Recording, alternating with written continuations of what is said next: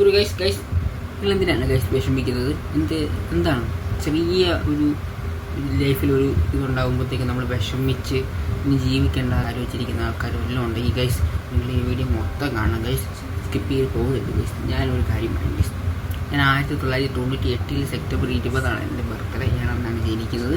എൻ്റെ അപ്പനും അമ്മയ്ക്ക് 5 വർഷം കഴിഞ്ഞുണ്ടായതാണ്. ഞാൻ കാത്തിരുന്ന് 5 വർഷം കഴിഞ്ഞുണ്ടായത് ഒരു മോനാണ് ഞാൻ ഗൈസ്. അന്ന് മുതൽ ഞാൻ ജനിച്ച് തൊട്ട് ഈ 26 വയസ്സ് വരെ എന്നെ കൊണ്ട് അവർ കടന്ന് ഓടിയിട്ടുള്ള ഓട്ടം ചെറുതുമില്ല ഗൈസ്. എനിക്ക് ഓരോ മാസവും അസുഖം വരുമ്പോൾ എന്നെ എടുത്തോണ്ട് ഓടും മെഡിക്കൽ കോളേജിലോട്ട്. എന്നെ കാണാൻ കഴിച്ചില്ല, മുഖമൊക്കെ ഇങ്ങനെ ഇരിക്കും, വണ്ണം വെച്ചൊരു ബോൾ പോലെ ഇരിക്കും.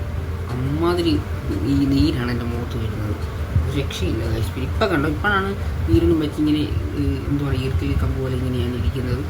സത്യം പറഞ്ഞാൽ എനിക്കൊരു എന്താ പറയുക ഒരു തൂമ്പെടുത്ത് കിളയ്ക്കാനുള്ള ആരോഗ്യം കിട്ടില്ല ഗൈസ്.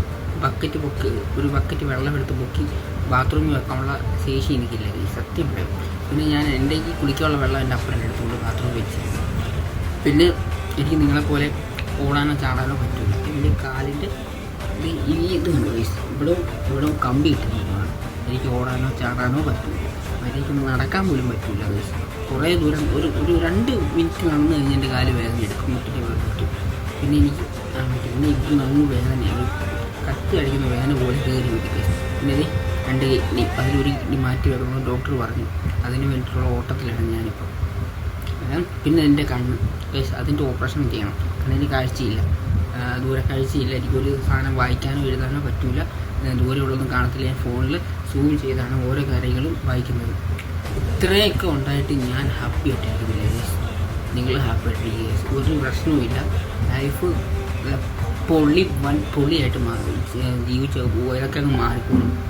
എല്ലാം ഒരു കാര്യം വിഷമം വന്നാൽ കരഞ്ഞങ്ങ് തീർത്തോളാം. എന്നിട്ട് ഒരൊറ്റ കാര്യം തീരുമാനിക്കഴിഞ്ഞു, ഇനിയും മേലിൽ എൻ്റെ കണ്ണിൽ നിന്ന് ഒരിറ്റ് കണ്ണീര് വീഴാൻ പാടുള്ളതല്ല. ഇനി ആരും ഒറ്റ പോകുക. നിങ്ങളൊരു തീരുമാനമെടുത്ത ലൈഫ് മുന്നോട്ട് വെച്ചടി നടന്ന് കയറിക്കോണം.